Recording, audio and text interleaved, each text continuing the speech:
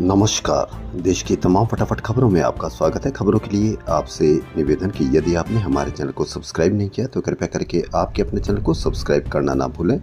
आप सब्सक्राइब करते हैं तो हमें हिम्मत होती है सही और सच्ची खबरें आप तक पहुंचाने की। तो क्या है आज की बड़ी खबर? देश की आर्थिक राजधानी मुंबई में भारी बारिश से लोग परेशान है।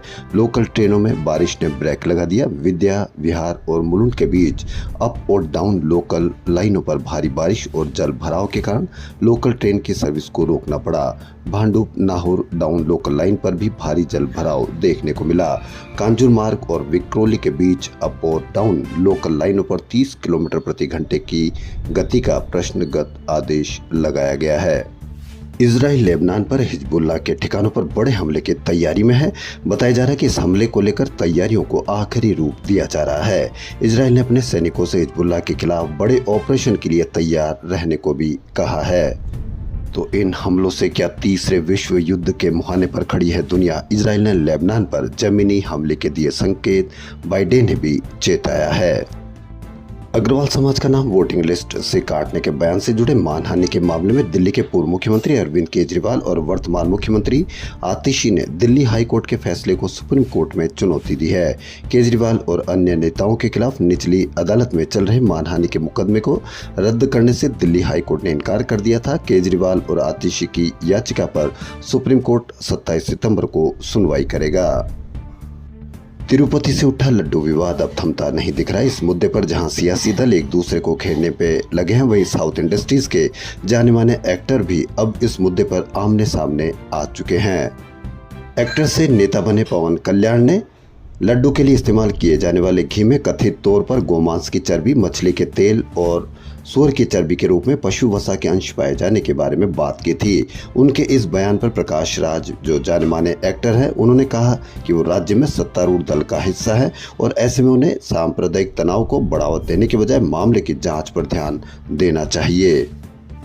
रेलवे का आए दिन पटरी से उतरना ये कम नहीं हो रहा है। वहीं झारखंड के तुपगीडीह रेलवे स्टेशन के पास एक मालगाड़ी डिरेल हो गई और बोकारो स्टील प्लांट से बल्लभगढ़ जा रही मालगाड़ी के 2 डिब्बे पटरी से उतर गए, जिसकी वजह से आधा दर्जन से ज्यादा ट्रेनों का परिचालन बाधित हो गया। बोकारो गोमो रेलवे रूट पर भी रेलवे यातायात बाधित हुआ। वाराणसी से रांची जाने वाली वंदे भारत ट्रेन को चंदरपुरा रेलवे स्टेशन पर रोक दिया गया। चुनाव आयोग के रात 9 बजे के आंकड़ों के अनुसार जम्मू कश्मीर विधानसभा चुनाव के दूसरे फेज में 6 जिलों की 26 सीटों पर 55% वोटिंग हुई। यह पिछले चुनाव के मुकाबले 5% कम है। 2014 में इन सीटों पर 60% वोटिंग हुई थी। रियासी में सबसे ज्यादा 71.81%, जबकि श्रीनगर में सबसे कम 27.37% वोट पड़े। विधानसभा चुनाव 3 फेज में जम्मू कश्मीर में 90 विधानसभा सीटें हैं। 18 सितम्बर को पहले, 25 सितंबर को दूसरे और 1 अक्टूबर को तीसरे फेज के चुनाव होंगे। वहीं पैरासीटामोल सहित 53 दवाएं क्वालिटी टेस्ट में फेल पाई गई है।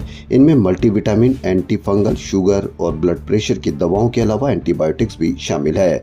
Central Drug Standard Control Organization ने 53 दवाओं के क्वालिटी टेस्ट किए थे, लेकिन 48 दवाओं की ही लिस्ट जारी की क्योंकि 5 दवाइयां नकली थी। यह है दैनिक भास्कर की बड़ी खबर कि पैरासीटामोल सहित 53 दवाएं क्वालिटी टेस्ट में फेल पाई गई। पेट के इन्फेक्शन के लिए दी जाने वाली दवा मेट्रोनिडोजोल भी इस जांच में फेल हो गई है, जिसे हिंदुस्तान एंटीबायोटिक्स लिमिटेड बनाती है। इसी तरह से टोरेंट फार्मास्यूटिकल्स की शेलकोल टेबलेट भी जांच में असफल रही। सन फार्मा की पेंटोसिड टेबलेट और एल्केम हेल्थ साइंस की एंटीबायोटिक क्लेवम 625 भी टेस्ट में फेल हो गई। हालांकि इन दवा कंपनियों का दावा है कि ये बैच नकली है और उन्होंने ये दवाइयां नहीं बनाई है। कर्नाटक हाई कोर्ट के जज के विवादित बयान पर सुनवाई करते हुए सुप्रीम कोर्ट ने नाराजगी जताई। सीजेआई डीवाई चंद्रचूड़ ने कहा कि आप देश के किसी हिस्से को पाकिस्तान नहीं कह सकते, ये देश की एकता के मौलिक सिद्धांतों के खिलाफ है। दरअसल कर्नाटक हाई कोर्ट के जस्टिस वी श्री नंदा ने एक मामले की सुनवाई के लिए दौरान बेंगलुरु के एक मुस्लिम इलाके को पाकिस्तान कह दिया था। जस्टिस श्री शनंदा ने सुप्रीम कोर्ट से माफी मांगी है। ठाणे के बदलापुर में 2 बच्चियों के साथ यौन शोषण के आरोपी अक्षय शिंदे ने एनकाउंटर पर बॉम्बे हाई कोर्ट ने सवाल उठाए। कोर्ट ने महाराष्ट्र सरकार से पूछा कि हम कैसे मान लें कि 4 अफसर एक आरोपी को संभाल नहीं पाए। हथकड़ी भी लगी थी। अगर सेल्फ डिफेंस जैसी स्थिति थी तो आरोपी के पैर पर गोली मारते, सिर में नहीं। अगली सुनवाई 3 अक्टूबर को होंगे। वहीं सीएम शिंदे बोले कि अगर वो भाग जाता तो क्या करते। महाराष्ट्र के मुख्यमंत्री एकनाथ शिंदे ने कहा कि पुलिस ने अक्षय शिंदे पर सेल्फ डिफेंस में गोली चलाई। अगर वो भाग जाता तो विपक्ष पूछता कि पुलिस के हाथों बंदूक नहीं, शो पीस थे क्या। कहते हैं हमने उसे भागने क्यों दिया। सर्राफा बाजार में 10 ग्राम सोने की कीमत 496 रुपए बढ़कर 75,260 रुपए हो गई है। यह ऑल टाइम हाई है। इस हफ्ते सोना 1167 रुपए जबकि इसी साल 11,960 रुपए महंगा हो चुका है। बीते दिन चांदी भी 1922 रुपए महंगी होकर 90,324 रुपए प्रति किलो पर पहुंच गई है। सोना 78,000 रुपए तक जा सकता है। HDFC सिक्योरिटीज की कमोडिटी और करेंसी हेड ने के अनुसार आने वाले दिनों में सोने चांदी में बढ़त देखने को मिल सकती है। इस साल सोना 78,000 रुपए प्रति 10 ग्राम तक जा सकता है।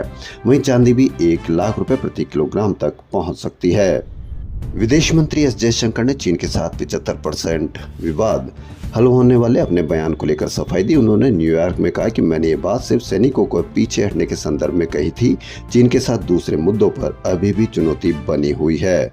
दरअसल 12 सितंबर को जयशंकर ने न्यूयॉर्क में कहा था कि भारत को चीन के साथ सीमा वार्ता में कामयाबी मिली। लगभग 75% विवाद सुलझ गए हैं। वहीं राहुल गांधी के बयान भी जो जबरदस्त वायरल हो रहे हैं, चर्चा में है। उन्होंने कहा कि अगर हम चाहते हैं कि जम्मू कश्मीर का सेब अमेरिका और जापान तक पहुंचे तो राज्य का दर्जा बहाल करना जरूरी है। राहुल गांधी ने ये बड़ा बयान जम्मू कश्मीर में जनता को संबोधित करते हुए कहा कि अगर हम चाहते हैं कि जम्मू कश्मीर का सेब अमेरिका और जापान तक पहुंचे तो राज्य का दर्जा बहाल करना जरूरी है। ऐसा ही एक बयान उन्होंने वहां पर भी दिया था जिसको आलू से सोना बनाकर तोड़ मरोड़ कर पेश किया गया। अब देखना यह है कि इस बयान को कितना तोड़ मरोड़ कर पेश करने की जुगत बैठाते हैं। लाहौर से ग्रेजुएशन करने के बाद 1943 में जेब में मात्र 30 रुपए लेकर देवानंद बॉम्बे और फिर सुपरस्टार बन गए। 3 दिसंबर 2011 को उनका निधन हो गया। देवानंद का जन्मदिन है। जब उन्होंने गाइड बनाई तो लोगों ने कहा था कि पागल हो क्या, बर्बाद हो जाओगे, लेकिन सबको उन्होंने साबित कर दिया कि वो पागल नहीं है और बर्बाद भी नहीं होंगे। खबरों में फिलहाल इतना ही। यदि आपको हमारा चैनल पसंद आए तो लाइक, सब्सक्राइब और शेयर अवश्य करें। धन्यवाद।